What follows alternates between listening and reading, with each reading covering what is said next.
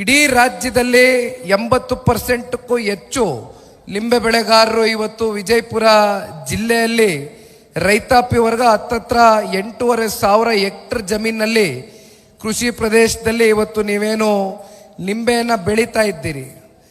ಆದರೆ ಇವತ್ತು ನೀವು ಬೆಳೀತಾ ಇರ್ತಕ್ಕಂಥ ಆ ಲಿಂಬೆಗೆ ಸೂಕ್ತವಾದಂಥ ಚೀಲಕ್ಕೆ ಏನು 1,000 ರೂಪಾಯಿ ಅಂತಕ್ಕಂಥದ್ದು ಈಗ ನಿಗದಿಯಾಗಿದೆ. ಅದು 4,000 ರೂಪಾಯಿಗೆ ಬೆಂಬಲ ಬೆಲೆಯನ್ನು ನಿಗದಿತಪಡಿಸಬೇಕು ಅಂತಕ್ಕಂಥದ್ದು ಇತ್ತೀಚೆಗೆ ರಾಜ್ಯದ ಮುಖ್ಯಮಂತ್ರಿಗಳು ಉಪಮುಖ್ಯಮಂತ್ರಿಗಳು ಬಂದಂಥ ಸಂದರ್ಭದಲ್ಲಿ ಸಾರ್ವಜನಿಕ ವಲಯದಲ್ಲಿ ಬಹುಶಃ ಅವರೇನು ಸಾರ್ವಜನಿಕ ಸಭೆಯನ್ನು ಆಯೋಜನೆ ಮಾಡ್ಕೊಂಡಿದ್ರು ಸರ್ಕಾರದ ಕಡೆಯಿಂದ. ಆ ಸಂದರ್ಭದಲ್ಲಿ ಈ ಭಾಗದ ಜಿಲ್ಲೆಯ ತಾಲೂಕಿನ ರೈತರು ವಿಶೇಷವಾಗಿ ನೀವು ಅವರ ಗಮನವನ್ನು ಸೆಳೆದಿದ್ದೀರಿ. ಆದರೆ ಬಹುಶಃ ಅವ್ರ ಕಡೆಯಿಂದ ಅದಕ್ಕೆ ಯಾವುದೇ ರೀತಿ ಸಕಾರಾತ್ಮಕವಾದಂಥ ಸ್ಪಂದನೆ ಕೊಡ್ತೇವೆ ಅಂತಕ್ಕಂಥ ಕನಿಷ್ಠ ಪಕ್ಷ ಆತ್ಮವಿಶ್ವಾಸದ ಮಾತುಗಳನ್ನು ಕೂಡ ಆಡಿರ್ತಕ್ಕಂಥದ್ದು ನಾವು ಇಲ್ಲಿವರೆಗೂ ನೋಡಿಲ್ಲ.